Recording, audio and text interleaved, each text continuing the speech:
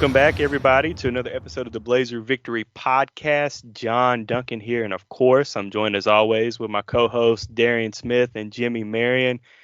Fellas, it is officially game week, and hopefully you guys are listeners are listening on Tuesday morning, just a couple days away from toe meeting leather Thursday night as the North Carolina A&T Aggies come to Birmingham at a Protective Stadium to take on the UAB Blazers, and UAB officially kicks off the Trent Dilfer era and having the inaugural season in the American Athletic Conference. Guys, are y'all ready to start this game preview and get cracking? Hey, Yeah. I'm pumped, John. Let's do it, man. Yeah, let's do it. It's finally game week, man. I feel like it's been forever. We took a lot of crazy roads to finally get to this point. I just had a flashback and I thought about the hiring process.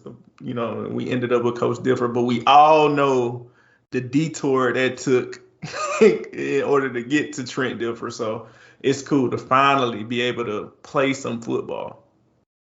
Yes, and I'm ready for everybody to see kind of, Darian, what we've been seeing at the facility, all off season and getting ready to, kicking off this season. So exciting times for UAB. And also, before we get started, we just want to plug the Patreon one more time, patreon.com/blazerpod. Yesterday on Monday, we dropped our exclusive interview with Mr. HBCU football himself, BJ Jones. It was an incredible over 20-minute interview where BJ does such a great job covering HBCUs. He let us, a lot of information about this A&T squad, about the Deion Sanders leaving Jackson State to Colorado, and just HBCUs in general. Just a very great conversation. So if you're not a Patreon supporter, go ahead and join and listen to that interview. Again, patreon.com/blazerpod. And follow BJ Jones on Twitter at InsideHBCUFball. But guys, before we get into just previewing this matchup, I want to get your initial reactions to the UAB 2 Deep that was released at the presser last Friday. Darren, I want to start with you first. Did anything stand out to you about this 2 Deep that UAB that kind of surprised you? Yeah, it's a couple of them. First, it was a couple missing names that I wonder are they the injured players? So you think about Ryan Gunter at tackle. We got what's his name, Tennyson Hadfield as on the 2 Deep as the backup left tackle, but I just don't think that'll be. When going down to the facilities, I saw Ryan Gunter out there a lot. So I wonder if he was injured. I didn't see Carr Funtroy, safety, on there. I didn't see Tamarius Brown on there. I know Jalen Mayala is kind of banged up. I knew about that one. And Ian. But yeah, like Tamarius Brown and Funtroy and Gunter, those three kind of really stood out to me. So that was my first thing. And then the second thing is like, and I kind of had this conversation with Steve Irvine on Twitter, is at that linebacker position. And we'll get more into it, but we're starting Charlie Good, who is a redshirt freshman, if I'm right. And then we have Everett Rusall as a true freshman that's on the 2 Deep at that linebacker position. And we also are starting Michael Moore as the Sam outside linebacker. And he didn't really play much at all last year. Now, granted, he dealt with injuries and he wasn't able to play. So I had to refresh myself on Michael Moore. I went back to an article Steve Irvine wrote when he was with 1819 News about him. And it just talked about his long journey from JUCO and all the injuries he had to deal with. But he hasn't played football in a year and a half. But he's been able to go through spring and camp not injured. So I want to know more. He is like the guy that I feel like we know nothing about. And I remember seeing him at practice, and he looked pretty decent out there. He didn't have any flash moments, but he did. Well, I take that back. He did flash. I was like, who's 95? Who's that guy? I didn't know he was going to come out of being the starter because Nakia Easton has been on this team for a long time. We have guys that's been here before, so for him to come out starting at that spot is impressive. And even we still have like Ike Roll back there who's going to be brand new. Um, but he was a guy that was being raved on all camp. But I'm really, really curious about that linebacker position where it's so young and there's so much. Only guy with experience there for real is Jackson Bratton. He was a backup last year. Now he did start coming on. The final 5 games, he looked way better and way more comfortable. And he's taking on the leadership role. But I have my eyes out on that linebacker crew. I will be watching to see how they produce and how they perform.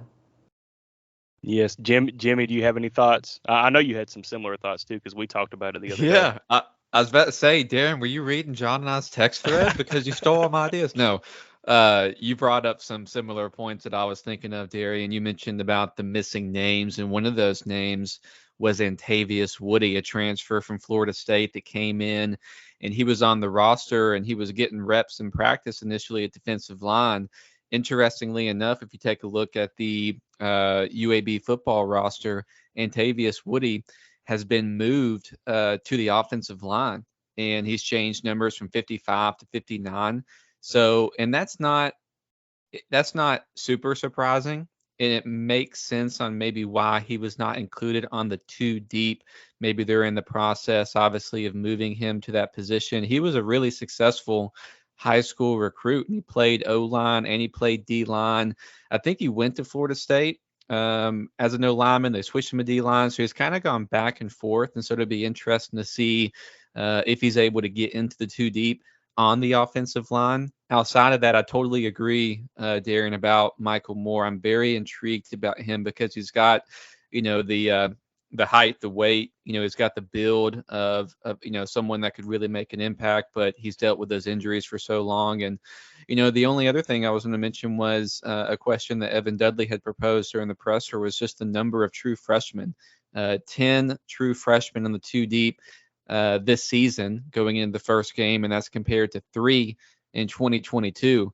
Those 3 true freshmen that were included in the 2 deep going into the A&M game last year were Taven Curry, Justin Goodwin, who's no longer on the roster, and Iverson Hook. So anyways, those were the kind of the things that stood out to me, John. Yeah, for sure. And real quick, I love Michael Moore at that, Sam outside linebacker, but hey, we all know what Nakia Easton can do. So I really like both of those guys. So both of them will be getting a lot of playing time for sure. Real quick, just on those, the freshmen, that is kind of surprising, and I am glad that Evan asked him during that presser. And I mean, he's not beating around the bush. Trent is going to play the best players that he sees fit, and that fits his scheme, and that fits Sione Taufa'o's scheme. So I'm excited to see those freshmen play. This Thursday is going to be a great opportunity for all those freshmen, for all 11 freshmen. And let's hope that they don't have to be on the field long. Let's hope that this game is over by halftime, and shoot, you can get the threes out, and give them some valuable game time experience. I think y'all hit on all of the things that stood out from the 2 deep. But I do want to make point that, hey, this 2 deep is just for this week. This is a very fluid 2 deep. So guys, you already see a lot of R's in the 2 deep. So I wouldn't read too much into it. I think your starting 5 at offensive line is good. And, we've all talked about, Brennan Moran or Lepowski, Nettles, there's some guys that can definitely get into that rotation and maybe get into those power sets in the game time situation. So kind of moving along from the 2 deep, I do. Oh, go ahead. It was one name that Jimmy briefly brought up was Iverson Strap Hooks. And to see him start, he was a guy that entered into the transfer portal and he came back. And it's a guy, John, that we were seeing in practice, and he was flashing like crazy. Yes. At receiver. I was so happy to see Iverson Strap Hooks in that slot listed as the starter because he was lights out there. So with him, Fred Ferrier, and another guy that I think will move up soon is Amari Thomas. So I just needed to highlight that real quick.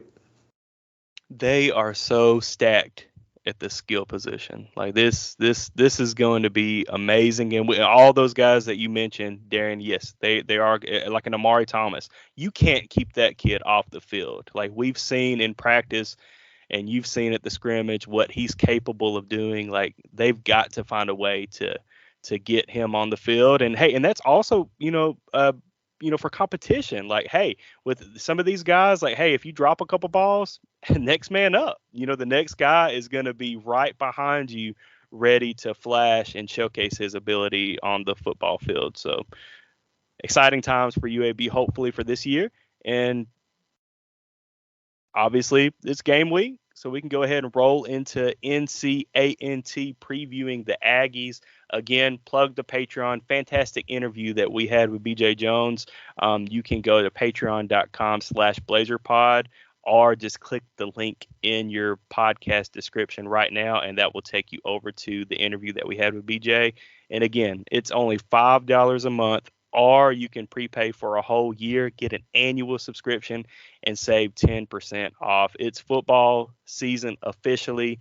We are 14 away from 100, so help us get to 100 subscribers today and have fun with all the exclusive interviews that we've had on that Patreon, whether that's Trent Dilfer, whether that's, all the players that I was able to speak with at the facility, Jackson Bratton, Ray Thornton, Skull, Isaiah Jacobs, who we'll get to him in a minute, but expect him to have a good game this Thursday night against A&T.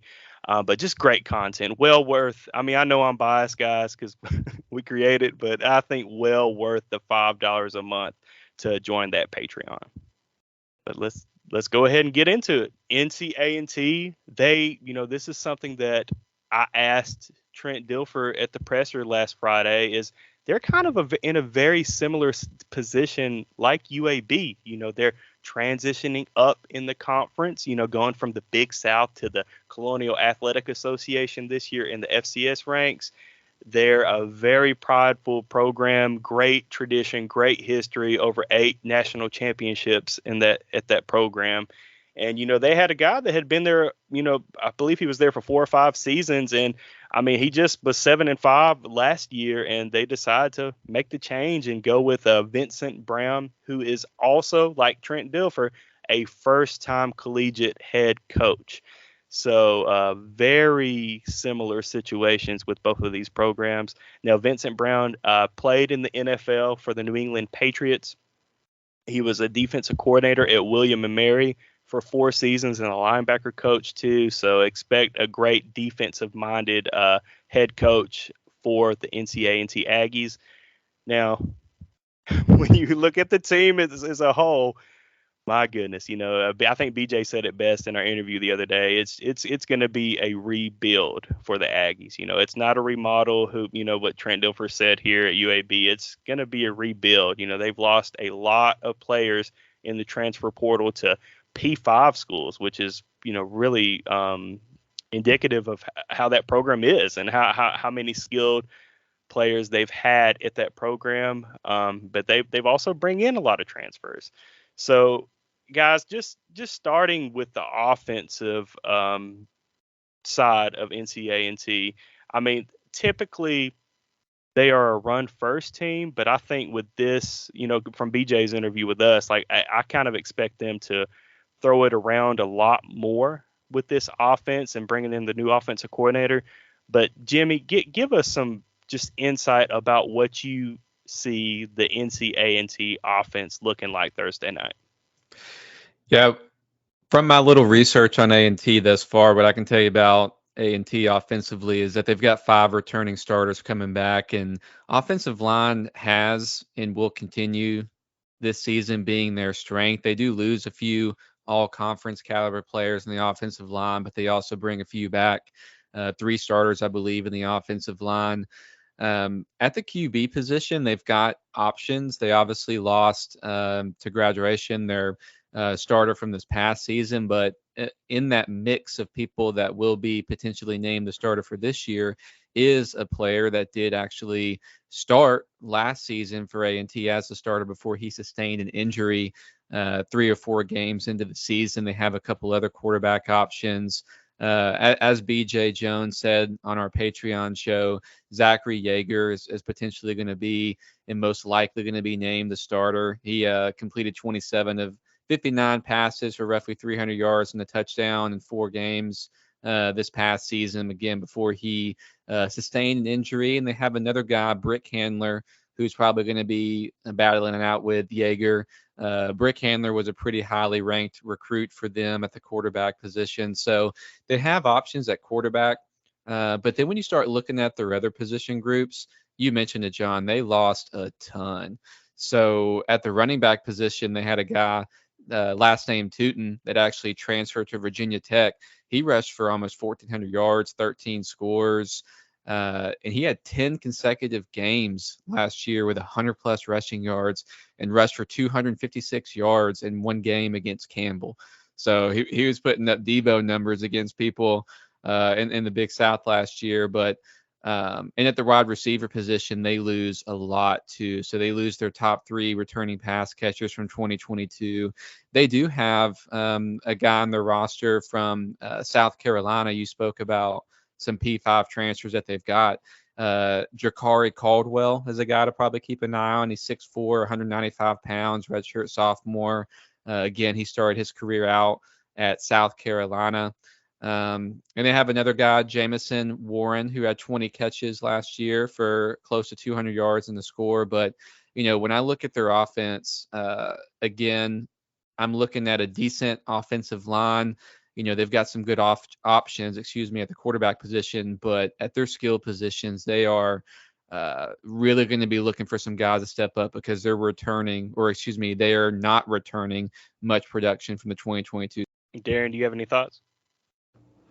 No, I really was just learning from Jimmy, and I know from Patreon I had learned a lot because this is a team that's going to go into this full kind of transition, rebuild, remodel. That's the trend different word, the remodel.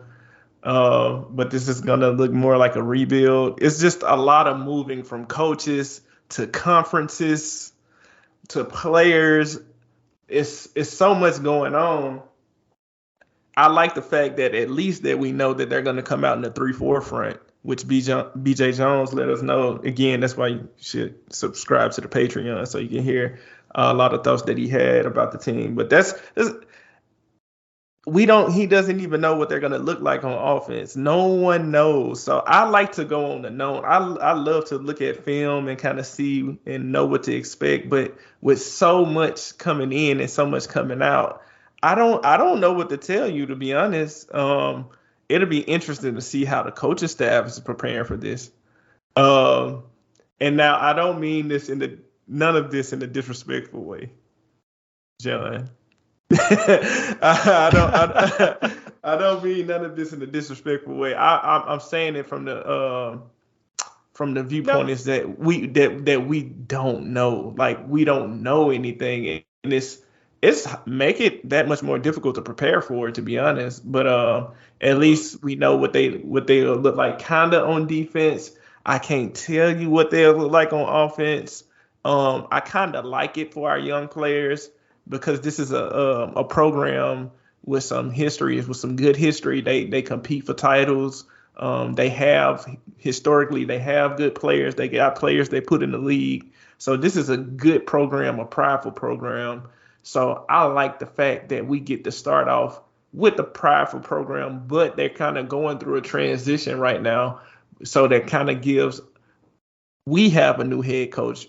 We have some young freshmen, young sophomore guys that'll be starting and being in the rotation. It'll kind of give them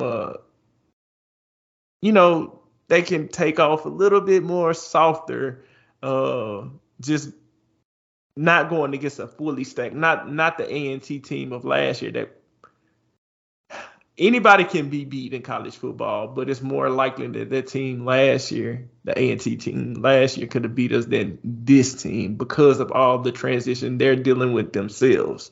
So I like having a soft launching pad in a sense, and for our young guys to adjust.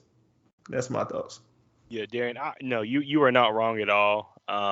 It's not disrespectful, but I did want to say, this is something that I asked Trent at the presser, and Trent put it well, and he said, "Look, right now we're focused more on us. Yes, they will be prepping some film. Yes, they will be, preparing for the Aggies, but the unknowns are, there. None of us know what A&T is gonna look like. Looking at what they did in the spring, I do anticipate them trying to throw it a lot more than they have in years past.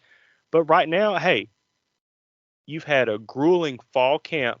UAB's coming out of a grueling fall camp. They are tired of hitting each other. And Darian, I know you can talk about that a lot from firsthand. You get so tired of hitting up on your teammates, getting in fights, arguments, with your teammates. Now you are finally able to hit somebody with a different colored, a non-white or green gold jersey for the first time in a long time. So this Thursday is a lot about finding out who UAB is going to be.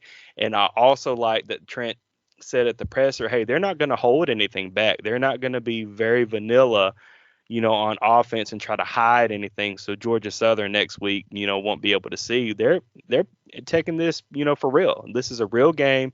They're going to try to find themselves and try to play off the things that they practice on since spring. So Jimmy, I know you wanted to give one more comment on the offense, and a guy who really local listeners in the Birmingham area might know. So I will throw it to you, Jimmy, to discuss that. Yeah, just real quick, I wanted to say for Blazer fans, if you notice A&T contingency there in Protective Stadium on Thursday night, it would make sense.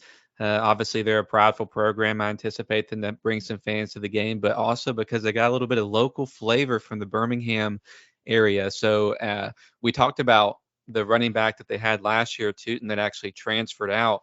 He went to Virginia Tech. And I don't know if this was a part of the deal, but A&T got a returning player from Virginia Tech at the same position, and his name is Kenji Christian.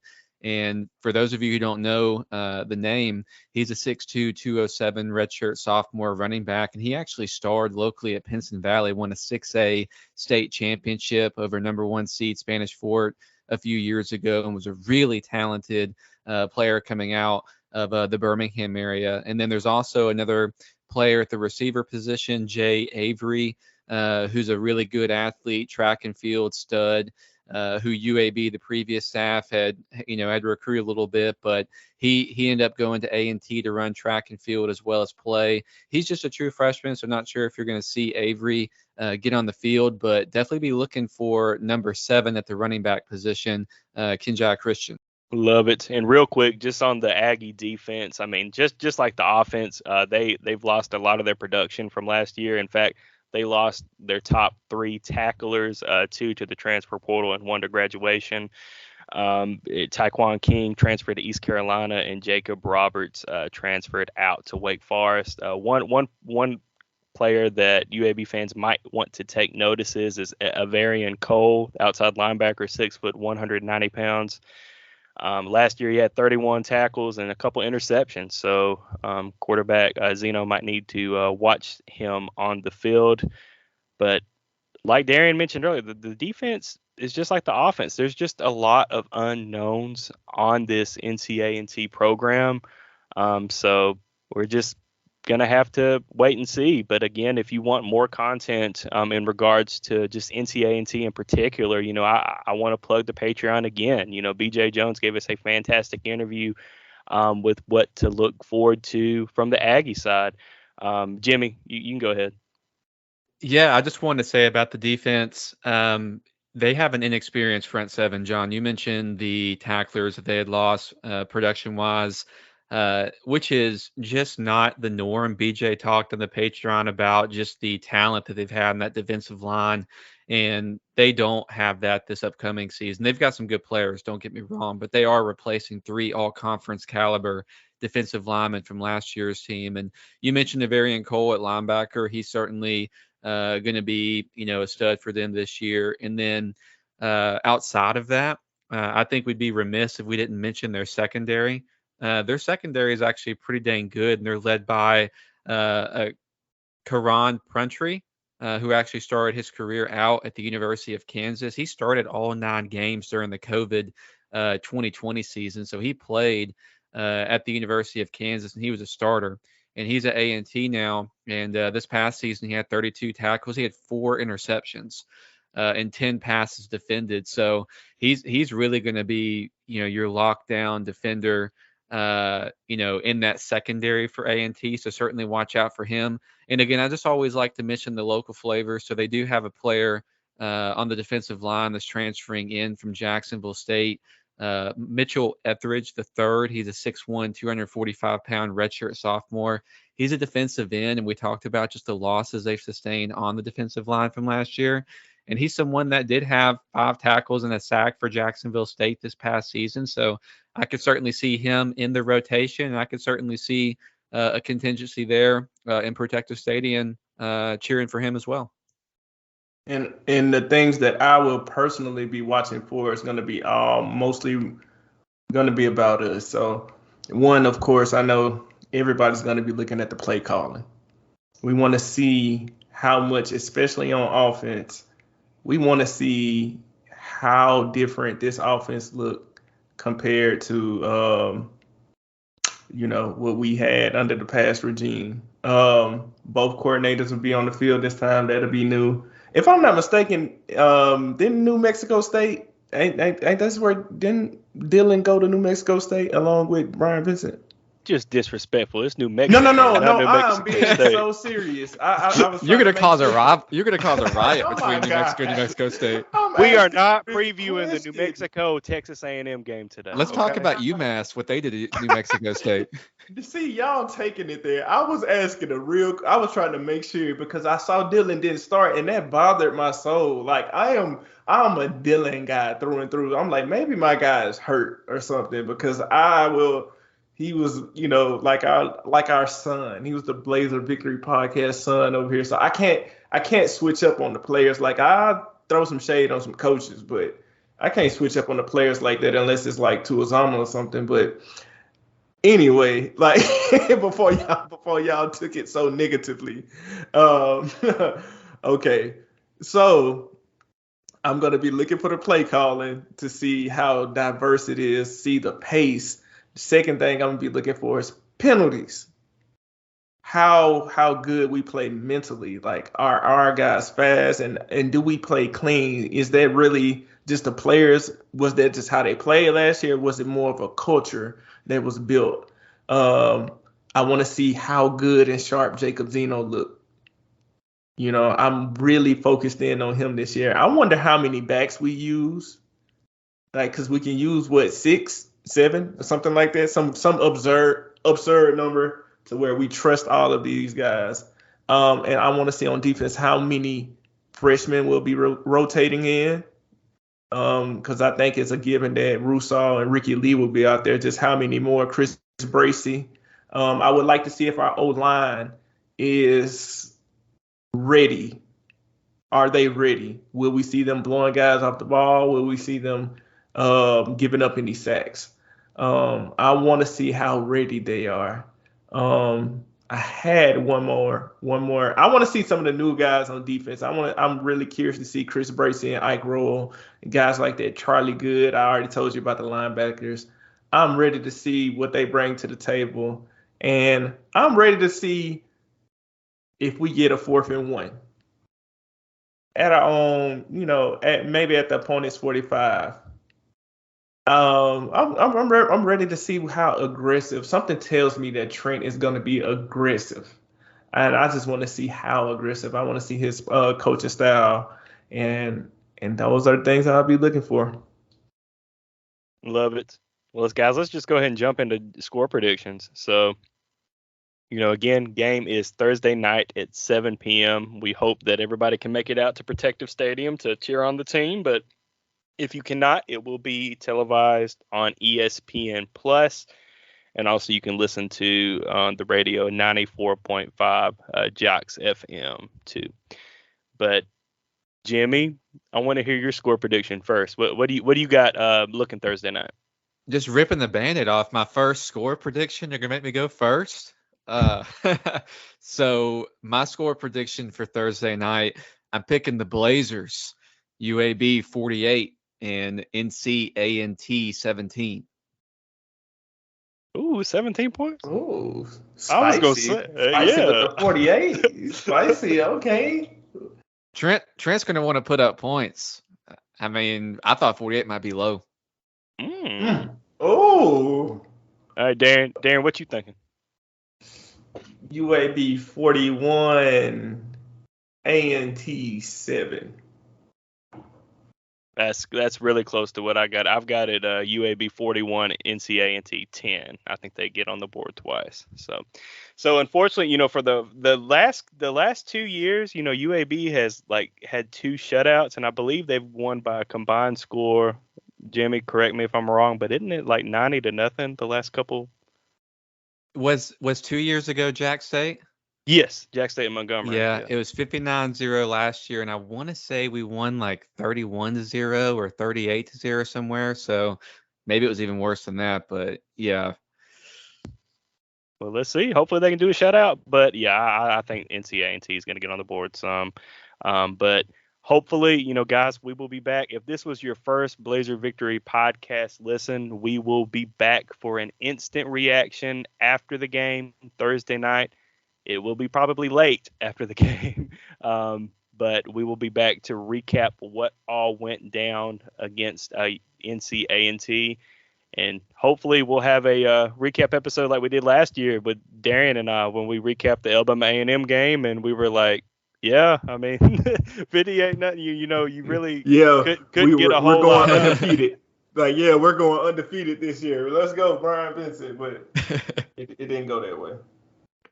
No, it did not. Well, guys, remember, hey, so you can support the Blazer Victory podcast by joining the Patreon, or if you don't want to join the Patreon, you can subscribe to this podcast right now where you're listening, whether it's Apple Podcasts, Spotify, YouTube, Podbean, iHeartRadio, wherever. Hit that follow or subscribe button so you do not miss any future episodes, and that includes Thursday night, our reaction, and maybe something before then, but we'll see. Definitely. But Darian, go ahead and close us out. Blazer Nation, go Zers.